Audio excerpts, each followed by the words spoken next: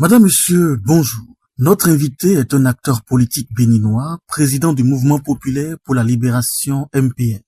Expérience TB s'est imposée dans le débat public par des prises de position critiques sur le fonctionnement de l'opposition, la gouvernance électorale et l'avenir du pluralisme politique au Bénin.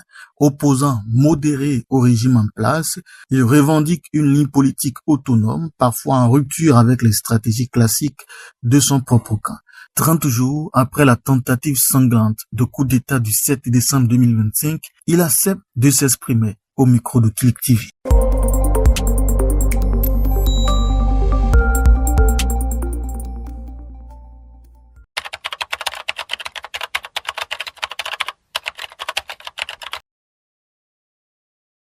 J'ai été réveillé ce 7 décembre pas très tôt le matin euh, par des appels et messages d'amis qui me laissaient entendre que bon, des coups de feu étaient entendus au domicile de X, Y. Alors, dans un premier temps, c'était cela. Bon, moi, je trouvais ça anodin, mais plus tard, les appels de militants, de certains camarades m'ont fait ramener à cette réalité que nous avons vécue les heures qui ont suivi. Alors, j'étais chez moi, donc je suis descendu sur ma terrasse et j'ai été rejoint par quelques responsables de notre parti qui s'inquiétaient. Alors, nous sommes restés ensemble à analyser, à vivre d'heure en heure ou de minute en minute la situation qui a suivi et qui s'est emparée de tout le pays.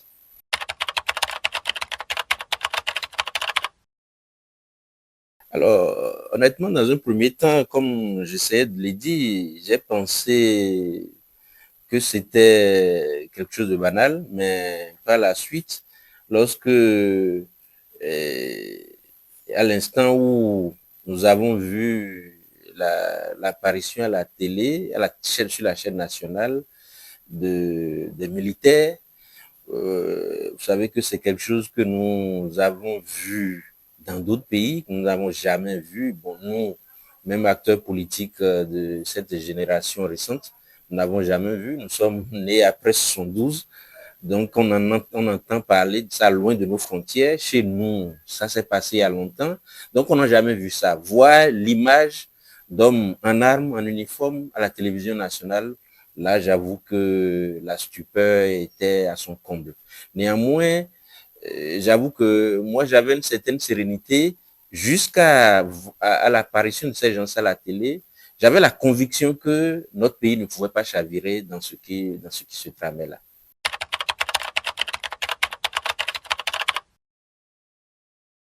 Bien sûr, et qu'on peut être opposant et ne pas être perçu comme adversaire de la République.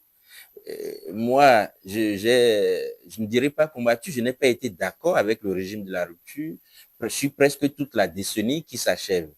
Mais d'ailleurs, au contraire, je suis perçu comme un opposant modéré et parfois même proche du régime parce que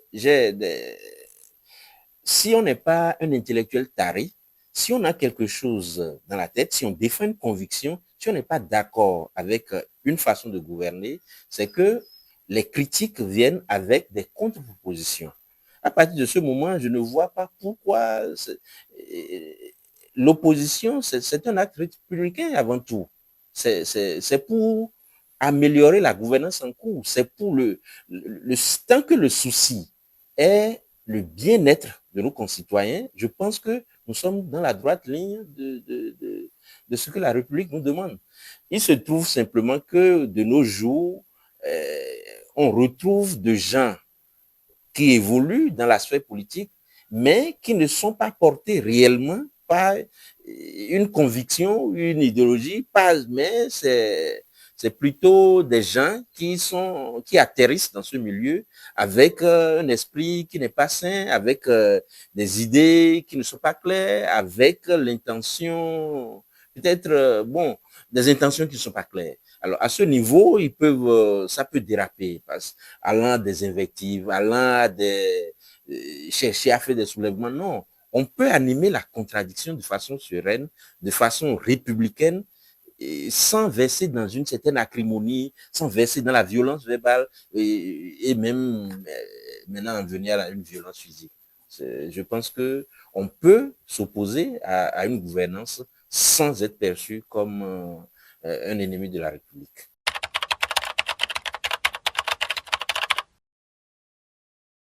Alors, la contestation reste légitime dès lors qu'elle se fait dans le sens, à tout moins sans aller à l'encontre des lois établies dans la République.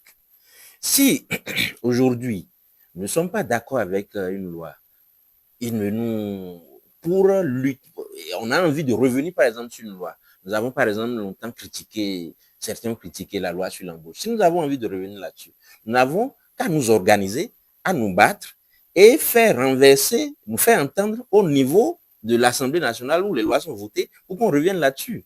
Alors, à partir de ce moment, dès lors qu'on est dans la droite ligne des lois établies dans la République, je pense que il n'y a aucun danger à contester ou du moins à critiquer et à faire des contre-propositions.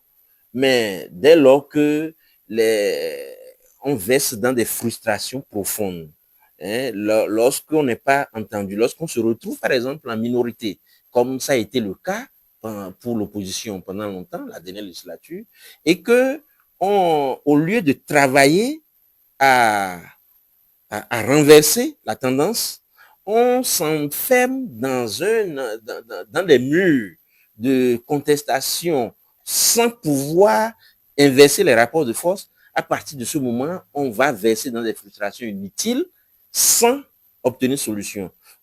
Qu'ils vous souviennent, nous, au MPL, on a été obligé de quitter le cadre de concertation de l'opposition à un moment donné parce que la ligne que nous devrions suivre pour arriver à inverser les rapports de force, toutes les propositions que nous avions faites n'avons pas été entendues et nous étant convaincus qu'on ne pouvait pas gagner, on ne pouvait rien gagner dans cette tendance qui était maintenue, on avait été obligé de se retirer pour ne pas être comptable d'un échec avec le groupe.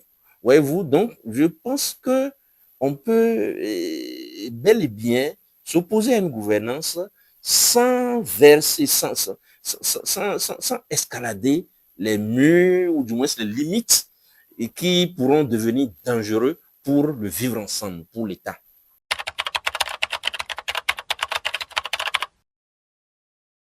Oui, parce que je l'ai dit tantôt, nous, d'une génération un peu plus jeune, nous avons lu, entendu l'histoire, n'avons pas vécu la période de 1960 à 72 où en ces quelques années, en moins de 5 ans d'avant, dans un premier temps, c'est plus de, si mes souvenirs sont bons, c'est plus de 5 coups d'État que notre pays a connu. Lorsque personnellement, pour ma culture, mon parcours, je vitupère la prise de pouvoir par les armes. Je trouve que même si la démocratie n'est pas, elle n'est pas parfaitement vécue dans nos pays africains, je pense que comme le dirait l'autre, c'est le meilleur des systèmes à l'exception de tous les autres. Aucun autre système politique, de gouvernance politique, ne peut venir et être plus accepté, plus partagé que cette démocratie-là, quels que soient les griefs que nous pouvons faire à ce système-là, ici et là.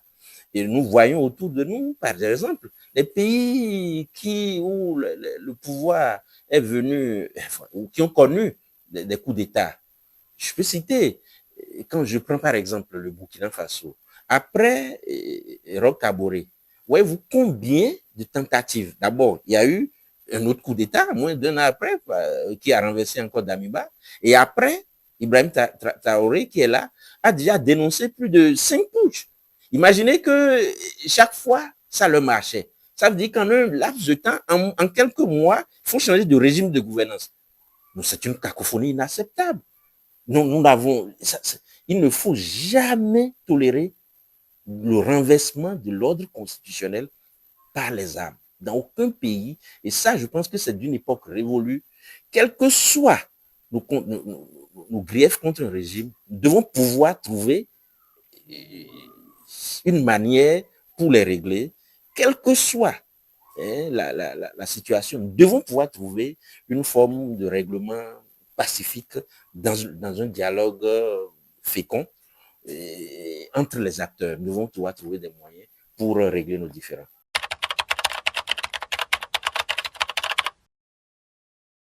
Ah non, là, je vais être clair. Je n'ai pas vu effectivement cette condamnation unanime. Et au contraire, il m'a semblé qu'il y a même des partis politiques de l'opposition qui ne se sont pas prononcés. Et ça, je trouve ça grave.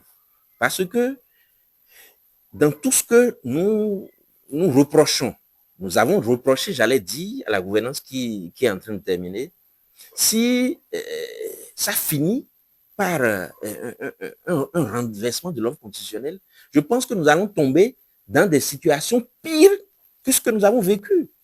Si nos populations se plaignent déjà de misère, de pauvreté par-ci, par-là, si les jeunes se plaignent d'emploi, pensez-vous que c'est un régime militaire qui va venir régler de façon...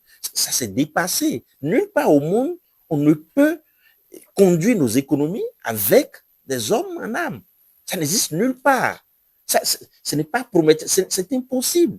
Et c'est les plus jeunes, je vais dire, ou du moins, je m'excuse d'utiliser le terme, c'est peut-être des gens des ignorants qui pensent que ça pourrait être une solution. Je pense que pour tous les hommes réfléchis, pour les intellectuels et tous les hommes réfléchis, je ne veux pas dire les intellectuels seulement, on doit être amené à nous entendre que ça, c'est la forme la plus grave pour régler les conflits politiques. Que déboucher, vous voyez, l'histoire plus récente autour de nous, nous avons vécu en ce début d'année au Venezuela ce qui s'est passé. On ne peut pas, par la force militaire, régler les problèmes politiques de façon durable et de façon à pouvoir garantir un avenir meilleur à nos populations. C'est un leurre et dit-on que les changements les plus souhaités ont leur mélancolie, mais procéder à un changement, à un règlement d'un conflit politique par la force, par les armes, je pense que c'est tous les tests internationaux condamnent ça et ce n'est pas... Nous devons vraiment regretter que le Bénin est tenté que sur la terre du Bénin, que nous ayons vu une journée, cette tentative-là, c'est très regrettable. Et je me pose la question de comment est-ce que nous allons pouvoir effacer de la mémoire collective ce qui s'est passé. Il faut absolument que nous travaillions, tous les acteurs politiques, tous les Béninois travaillent à ce que ces heures sombres que nous avons vécues le 7 décembre puissent être effacées de la mémoire collective. Ça, c'est important.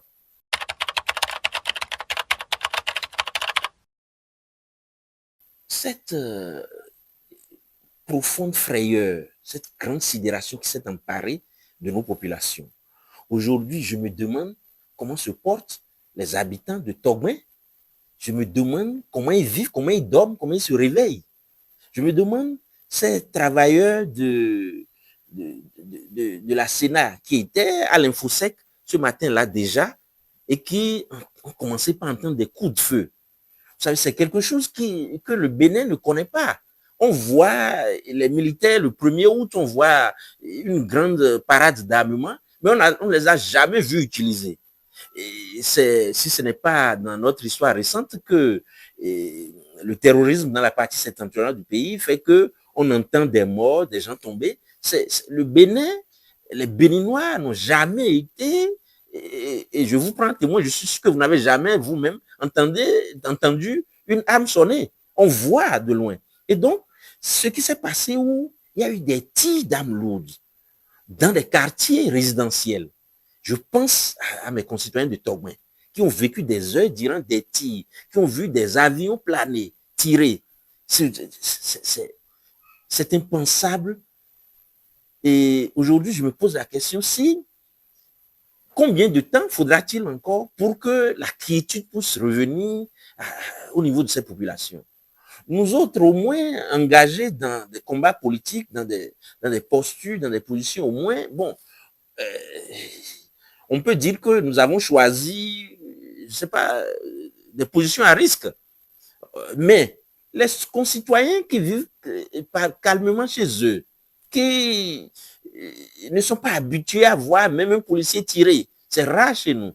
Maintenant, voir des militaires tirer pendant des heures, alors les armes de la République retournées contre les citoyens, vous imaginez, c'est quelque chose de grave. Et je pense que les périodes festives passées, il faut que les gouvernants reviennent à faire un travail à ce niveau-là pour que nos populations puissent oublier. Il faudrait que nous puissions, je ne sais pas si c'est pas des marches forcément, mais il faut que des actions soient menées en direction des différentes populations, surtout ceux qui ont été victimes, ceux qui ont vécu cette frayeur-là en direct, puissent oublier, puissent savoir que qu'on puisse dire plus jamais ça dans notre pays. Et que tous les militaires également puissent comprendre que plus jamais il doit avoir des esprits, qu'une telle réflexion doit effleurer l'esprit de personne. Que malgré nos différends, malgré les frustrations évidentes que nous voyons, il faut qu'on discute, il faut que chacun de nous puisse travailler à aplanir ces divergences pour que progressivement, nous puissions retrouver un peuple uni. Parce que les Béninois avaient déjà trop souffert par le passé. Ce qui nous a conduit jusqu'à la conférence nationale en 90, il est souhaitable que plus jamais notre pays ne revive ces genres de choses. Et que plus jamais également on ait recours aux armes pour, dans la sphère politique. Et donc, chaque fois que cela me revient à l'esprit, je pense, j'ai une profonde pensée pour tous ceux qui sont tombés à cette occasion, pour les familles qui ont été touchées et pour les paisibles populations qui déjà, dans leur quotidien difficile, se sont vues réveillées avec des coups d'armes. Vraiment, les stigmates sont encore présents dans les esprits et je souhaite que après ces élections, après ces périodes de fête, qu'on puisse travailler à ce que vraiment les Béninois puissent tourner cette page-là. Surtout, et il n'aurait pas échappé à votre mémoire que notre parti a tenu un conseil national le 15 novembre dernier. Et déjà, comme de façon prémonitoire, l'une des décisions majeures que nous avons ensemble pris à cette occasion, non seulement c'est notre soutien au candidat de la mouvance, mais nous avions dit que il était important qu'un nouveau pacte social puisse être signé entre les Béninois, où les nombreuses frustrations qui tournent dans le pays, qu'on puisse les aplanir, qu'on puisse travailler à ce que tous les enfants du pays se retrouvent pour effacer tous ces différends-là. Et qu'à partir de 2026 maintenant, nous tous, nous puissions travailler à construire un pays uni dans la paix, améliorer, gagner ensemble, travailler ensemble pour gagner ensemble, pour soulever ensemble le Bénin. Il ne faudrait pas que ceux qui, même s'ils ne sont pas d'accord, même s'ils ne sont pas d'accord, que ceux qui ne sont pas d'accord, il ne faut pas qu'ils se mettent dans une porte, il ne faut pas qu'ils soient exclus. Il ne faut pas qu'il y ait d'exclusion. Nous devons maintenant travailler à ce que tout le monde puisse se mettre ensemble. Que ceux qui ne sont pas d'accord, qu'on les ramène, qu'on les écoute, qu'on tienne compte de leurs frustrations, qu'on travaille à les ramener pour qu'ensemble on puisse construire le pays. Et ça me paraît d'autant plus important avec la suite des événements encore que nous avons vécu le 7 décembre. Il faut que nous puissions aplanir les divergences, les frustrations, les calmer. Et en plus, tous les problèmes que nous savons, exilés, détenus, tout ça, il faut qu'on revienne là-dessus, qu'on travaille méthodiquement et dans des délais raisonnables d'ailleurs, à ce qu'on puisse se remettre ensemble pour continuer l'édification d'un pays uni et prospère.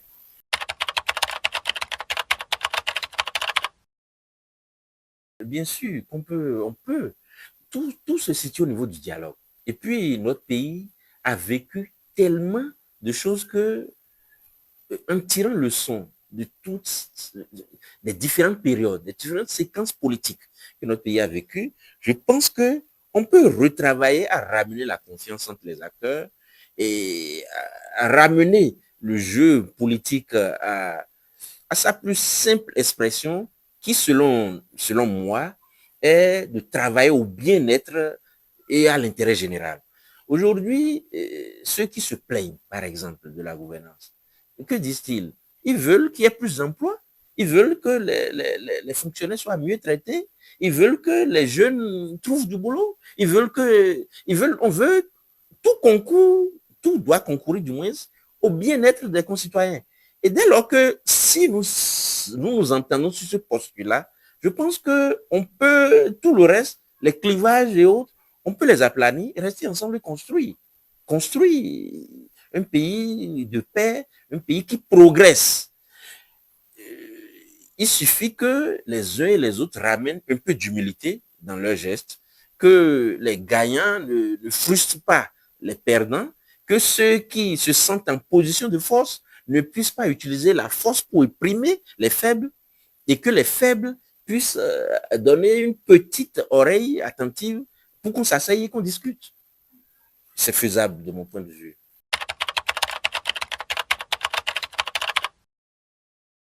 D'abord, si au niveau de la radicalité, il faut que nous puissions ensemble travailler à bannir cela. Le Bénin doit continuer par rayonner et se présenter comme un havre de paix dans le Conseil des Nations. Déjà, ces dernières années, et le fait que cette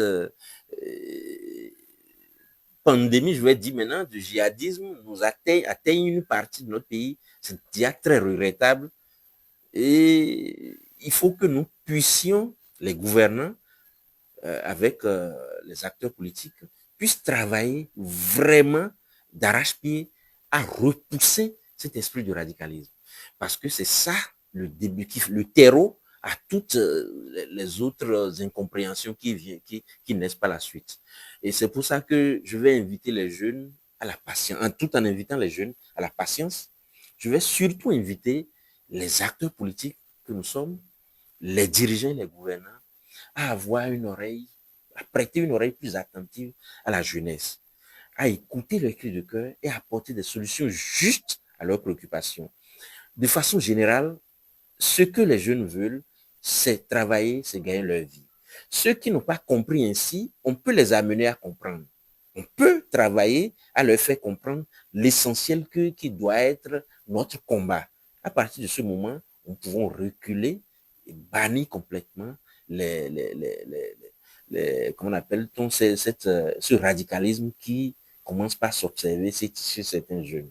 C'est le terreau à tous les maux qui vont survenir après. Et donc, j'appelle instamment tous les jeunes, toutes les forces vives à se donner la main autour d'un nouveau pacte social où nous allons plutôt mettre en avant l'intérêt de notre nation, la construction, la résolution des problèmes, des grands problèmes que nous avons, les problèmes économiques et sociaux que nous avons, pour que un bien-être social pour tous soit partagé, que les gens se plaignent moins et que les vœux que nous nous formulons en ce début d'année puissent devenir vraiment réalité dans toutes les familles. Merci beaucoup, M. le Président. C'est moi qui vous remercie.